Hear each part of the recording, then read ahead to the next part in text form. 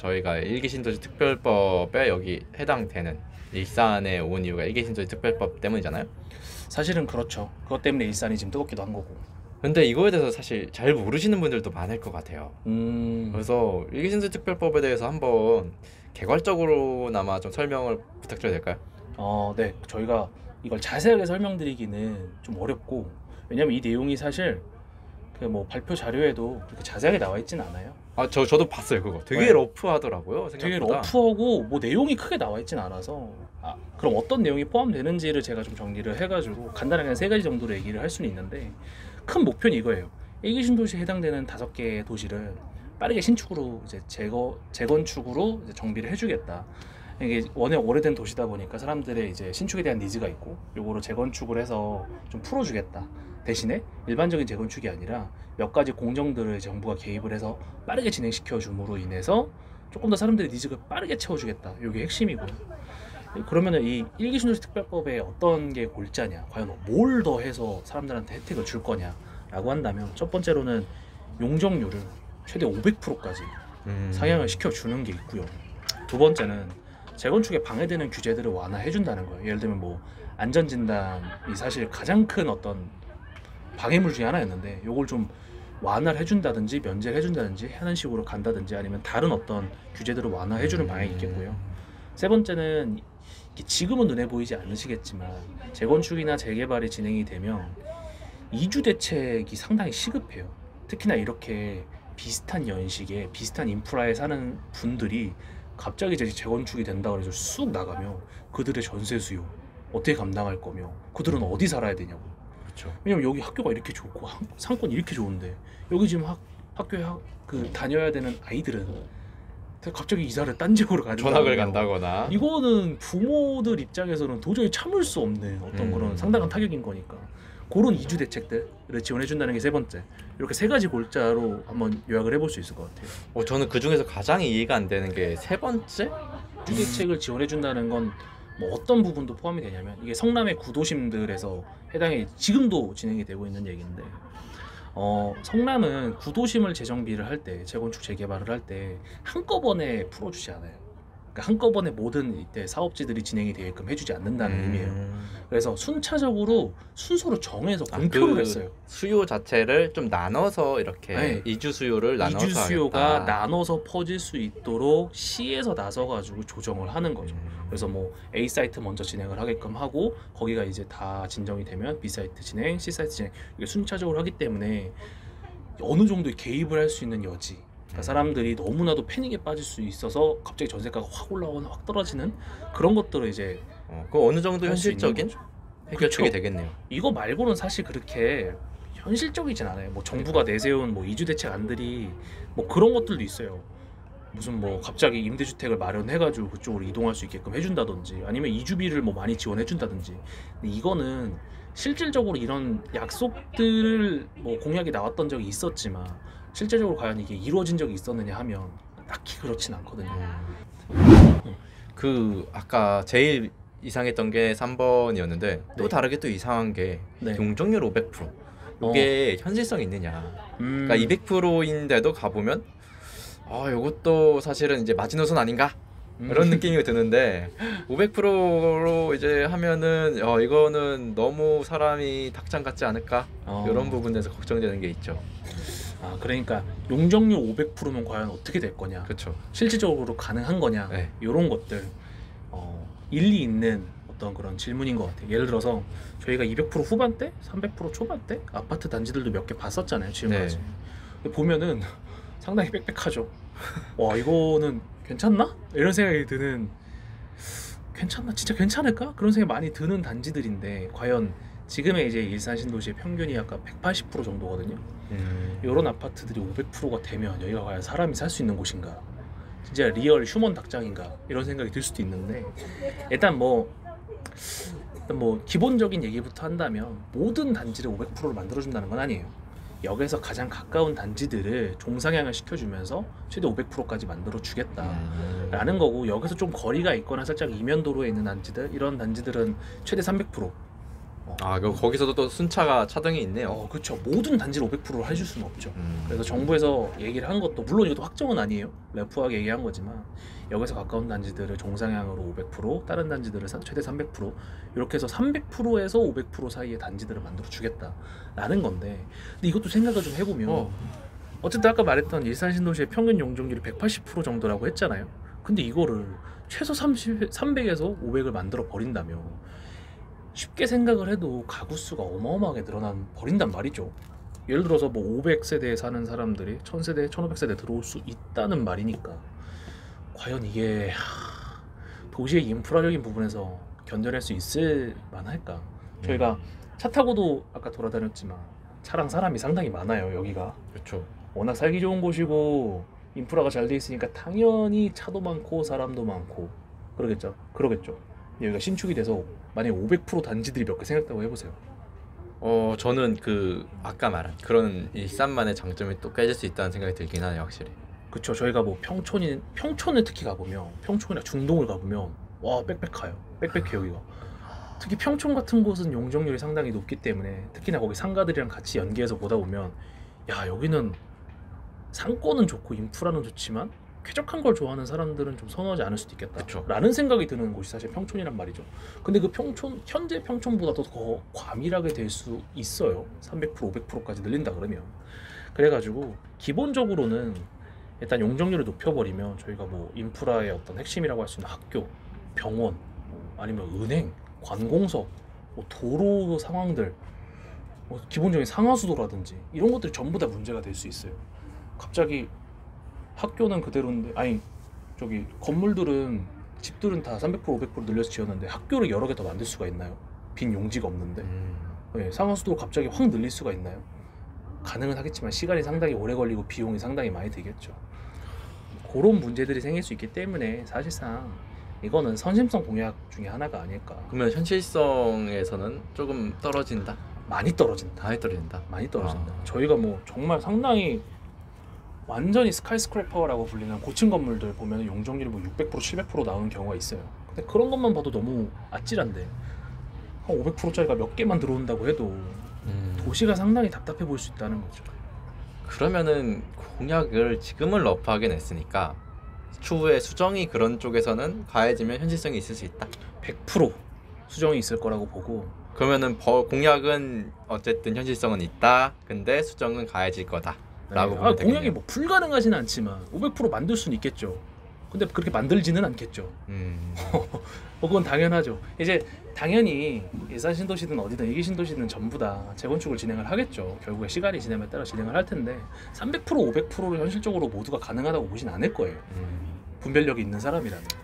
다만 그 사이에서 어느 정도 절충은 되겠죠. 꽤 많은 용적률을 허용해주는 방식으로 절충을 하되 과연 그럼 어느 정도까지 진행이 될 거냐, 어느 정도까지 인프라를 감당할 수 있을 정도로 진행을 할 거냐를 잘 생각하시고 사업성을 따져봐야 되는 거죠. 예를 들어서 뭐 지금 한 180% 나오는 용적률을 500%까지 해준다고 하니까 사업성을 그렇게 계산하면 되겠네? 라고 생각하시고 접근하시면서 투자를 하신다면 혹은 내 집 마련하신다면 좀 낭패일 수 있죠. 그 정도 사업성은 아닐 수 있다. 미리 수정이 될 것까지 좀 예상을 하는 게 좋다. 그렇죠. 라는 말이네요. 지금 신도시에 있는 아니면은 지금 어떤 뭐 새롭게 재건축이 되거나 재정비돼서 새롭게 신축이 되는 아파트들의 용적률을 보시고 그 주변의 인프라가 어느 정도 수준인지를 보시고 여기도 재건축을 해봤자 저 정도지 않을까? 라는 어떤 통밥은 필요하다.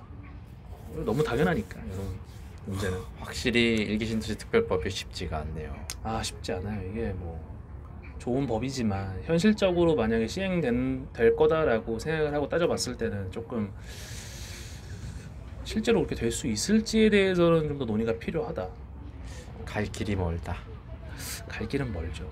그러면은 지금 어쨌든 지금 상승장, 부동산 상승장의 후반기라는 게 의견이 대부분인데 과연 그렇죠.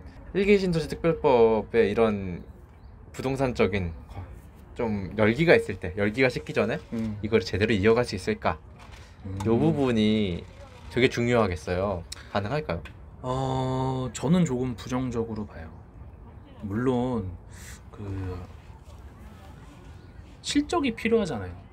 일기신도시 특별법이라는 게 윤석열 정부의 어떤 큰 공약 중에 하나인 만큼 최소한 1기 신도시 중에서 어느 곳은 재건축이나 리모델링이 될 거라고 봐요. 다만 그게 일산일까? 라는 의문도 있고, 된다고 해도 과연 그게 1기 신도시 특별법 때문일까? 라는 것도 있어요. 예를 들면 분당에 현재 리모델링을 추진하고 있고 리모델링 거의 다 돼서 좀 있으면 입주하는 단지들도 있어요.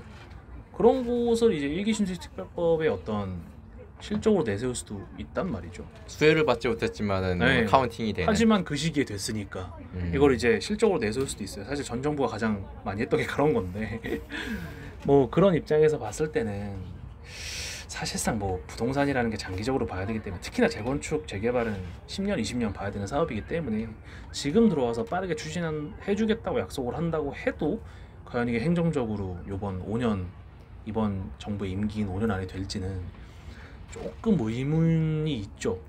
그래서 저희 오분임장은 이번 윤석열 정권 내에서는 아마 안 될 것 같다. 그래서 저희 오분임장은 윤석열 정권 내에서는 아마 1기 신도시 특별법으로 인해서 수혜를 받는 단지들이 많지는 않을 것 같다. 아예 없다고는 말 못하겠죠. 근데 그때랑은 좀 분위기가 시대가 다르긴 하지만 1기 신도시가 생길 때 얼마나 급하게 생겼나 생각하면 또 이것도 가능한가? 라는 생각도 반대로 또 이제 와서 의구심이 들긴 하네요. 차이점은 있어요. 그때는 빈 땅에다 지었잖아요.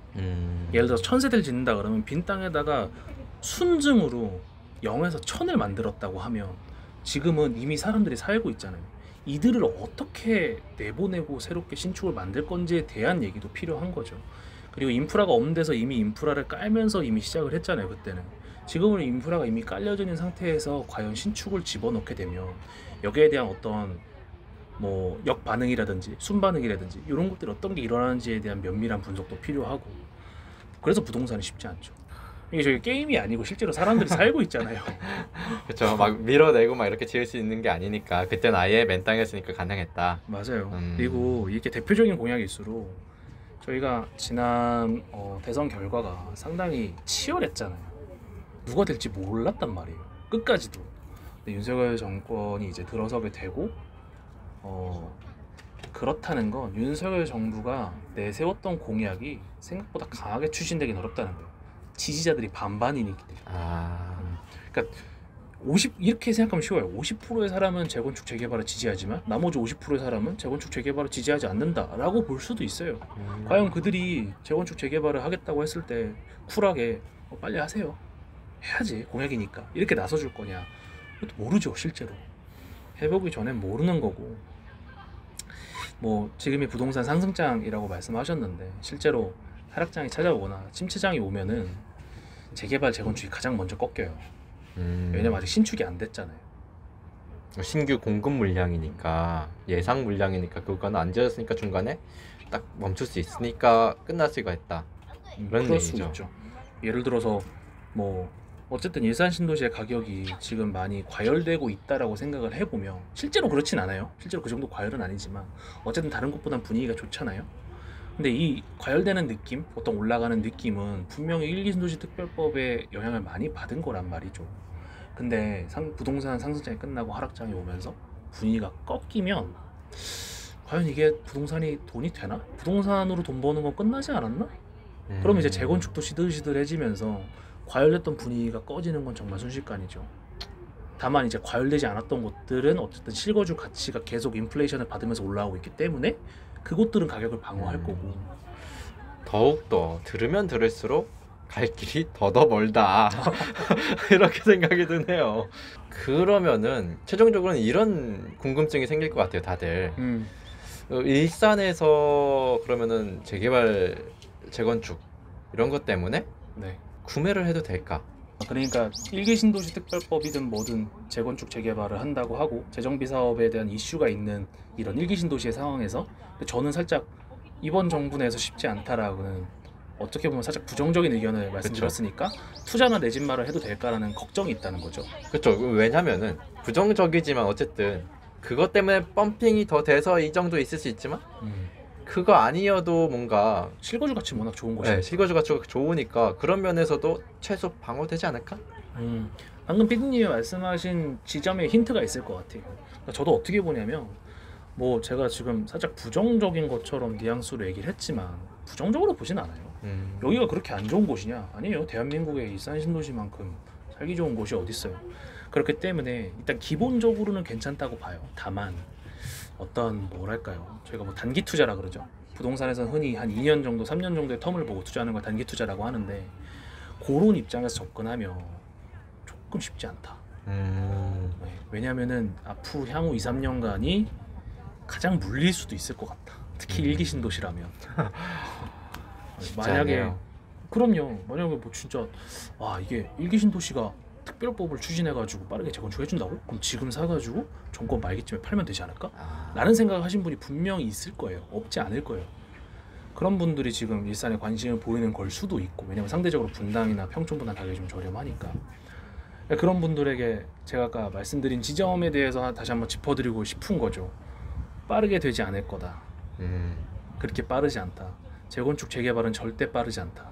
분명히 시간이 걸리고 사람과 사람 간의 어떤 이익들이 서로 걸려있는 인문학이기 때문에 이건 일반적인 택지에 그냥 허가 내고 때려박고 분양 시작하고 이거랑 다르다는 거죠. 생각을 좀 해봐야 된다. 저는 그래서 이제 걷어내고서 봐도 괜찮지 않냐. 괜찮아요. 그래서 저희도 방금 말씀드린 게 2, 3년간의 단기 투자로만 접근을 한다면 조금 비추지만, 물론 몰라요. 2, 3년 뒤에도 많이 오를 수도 있어요. 그지만 어쨌든 간에 저희는 최대한의 어떤 그런 변수들을 생각을 하고 투자를 하고 내 집만 하는 거니까 2, 3년만 본다면 조금 비추인 거고, 다만 장기적으로, 중장기적으로 본다면 예를 들면 뭐 한 6년 이상, 10년 정도, 10년 이상 뭐 이렇게 본다면 저희는 강추.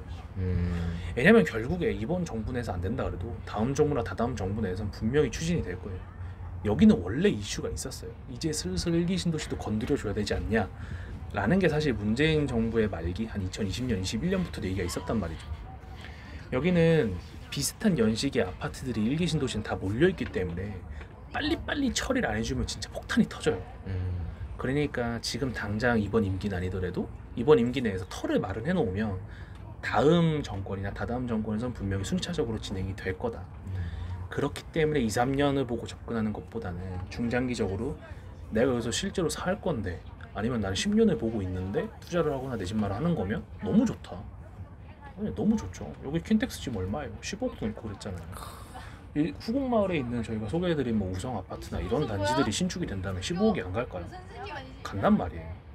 뭐 저희가 오분임장 일산역 편에서 소개해드렸지만 여기도 호재가 많잖아요. 그런 거 생각해보면 충분히 가능하다. 이게 워낙 좋은 곳이니까. 그렇게 접근을 하시면 좋겠다.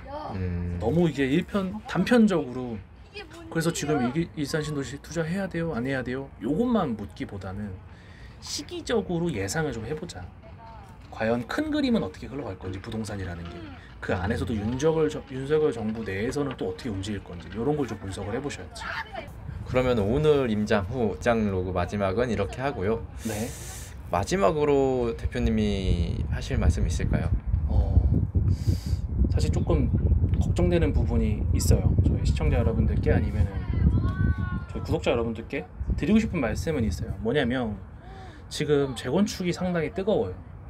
뭐 부동산에 관심이 있으신 분들이라면 아시겠지만 뭐 뉴스도 마찬가지고 유튜버도 마찬가지고 부동산 강의도 지금 재개발 재건축이 지금 뜬다.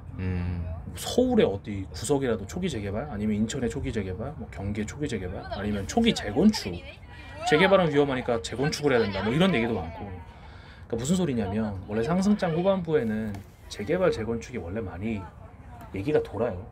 실제로 많이 사람들이 투자를 하고, 그러다가 하락장을 맞으면 가장 먼저 꺼지는 게 재개발 재건축의 프리미엄이라는 거기도 하니까. 그래서 제가 드리고 싶은 말씀은 모두가 지금처럼 지금은 재건축의 시대야, 가자 라고 외칠 때 반대로 그런 종류의 재개발 재건축들이 더 위험할 수도 있겠다라는 걸 한 번은 생각을 해보셔야 된다는 거예요. 그러니까 대중과 반대로 움직이라고 하잖아요. 모두가 거기에 관심을 가질 때 가지고 계시다면 매도를 하시는 것도 좋고, 그거를 매수할 생각이시라면 한 번쯤 다시 고려를 해보는 것도 안전할 수 있겠다. 그게 어떤 투자의 본질이니까. 네. 공포작이나 무관심장에서 매수를 하고 열기가 올라오면 매도를 하고, 이게 기본 사이클이니까 요걸 한번 다시 생각을 해보자. 특히나 지금 재건축이 한창 뜨거운 이 일기 신도시라는 이슈에 대해서 이렇게 말씀을 드리고요. 저희는 오늘 이제 후토크 임장 로그는 여기까지 하도록 하겠습니다. 감사합니다. 감사합니다.